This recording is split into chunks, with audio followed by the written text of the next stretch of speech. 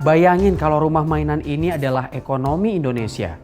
Sekarang, apa yang terjadi kalau pondasinya rubuh? Ups.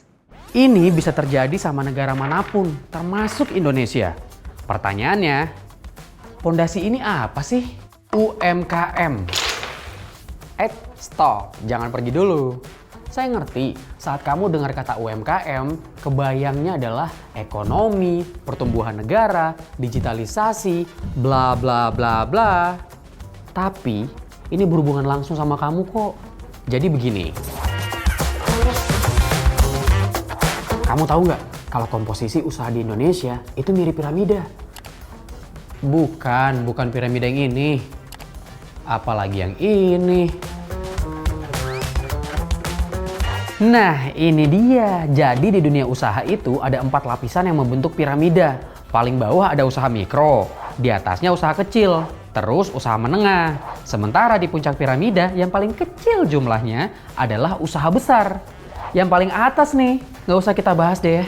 Lihat duitnya aja udah menghela napas. Nah, 3 lapisan terbawah ini nih yang paling dekat sama kita. Mulai dari warung sembako, catering teman kita, baju, sepatu, sampai kopi kekinian. Itu semua adalah UMKM. Dan jumlahnya 99,99% dari total pelaku usaha di Indonesia. Panik gak? Panik gak? Panik lah, masa enggak? Tapi karena pandemi, UMKM jadi salah satu sektor yang terdampak parah. Penjualannya anjlok. Terutama usaha yang mengandalkan toko fisik. Emang sih UMKM punya track record bertahan melewati krisis seperti tahun 1998 ataupun 2008. Bahkan waktu 98 mereka yang jadi penyelamat ekonomi kita loh. Karena UMKM punya banyak peluang buat jualan di negeri sendiri bahkan ekspor. Nah yang kali ini nih emang beda. Karena yang dibatasi adalah ruang geraknya. Seperti yang kalian lihat saat ini. Cuma mata saya doang. Sempit kan? Selama penanganan pandemi, kita semua harus mengalami pembatasan sosial. Mulai dari PSBB, PPKM Mikro, sampai PPKM Darurat. Berdasarkan data per 15 Juli 2021, orang-orang yang ke tempat retail dan rekreasi itu menurun sebanyak 18%. Aktivitas orang bekerja turun sampai 33%. Begitu juga di tempat-tempat transportasi umum seperti bus dan kereta. Kalau ini turunnya sampai 47%. Padahal banyak UMKM mengandalkan aktivitas manusia di tempat-tempat itu. Enggak, kita nggak ngajakin kalian keluar rumah dan beraktivitas kok. Ada cara lain buat nyelamatin UMKM ini. Salah satunya, adopsi digital. Maaf. Di masa pandemi, perlu cara untuk menghubungkan UMKM dengan pembeli tanpa batasan. Nah, itu bisa dilakukan dengan penjualan online via medsos atau e-commerce. Selain itu, menurut riset LPM FEB UI menyebutkan kalau ada 3 hal yang dibutuhkan UMKM supaya bertahan. Internet, pendanaan usaha, dan penciptaan permintaan. Kalau mereka punya akses internet, berarti akses penjualan online semakin mungkin terjadi. Dan otomatis, cuan!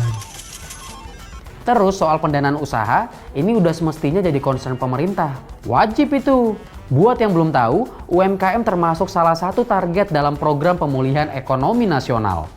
Bantuan itu jelas bermanfaat, soalnya menurut Sebentar, saya lupa, saya baca naskah dulu. Menurut LPM FEB UI dan Lembaga Demografi ataupun BPUM Kemenkop UKM TNP 2K, bantuan dana itu buat UMKM bertahan. Bahkan bisa dipakai buat menambah bahan baku, membayar atau menyewa alat produksi, sampai membayar utang usaha dan pekerja. Intinya, bantuan kayak gini mesti jadi prioritas pemerintah. UMKM itu bakal kepayahan kalau nggak dibantu. Apalagi PPKM darurat kali ini juga sama ketatnya. Dan kelompok UMKM udah koar-koar karena dibatasin lagi. Tapi, ada upaya dari pemerintah untuk nambah bansos ke 3 juta UMKM baru. Selain itu, ada juga berbagai program buat ningkatin permintaan produk-produk UMKM. Mulai dari perluasan pasar UMKM ke proyek infrastruktur publik, sampai ngedorong UMKM masuk ke dalam rantai pasok. Kalau bisa sih bantuan-bantuan itu kudu ditambah lagi.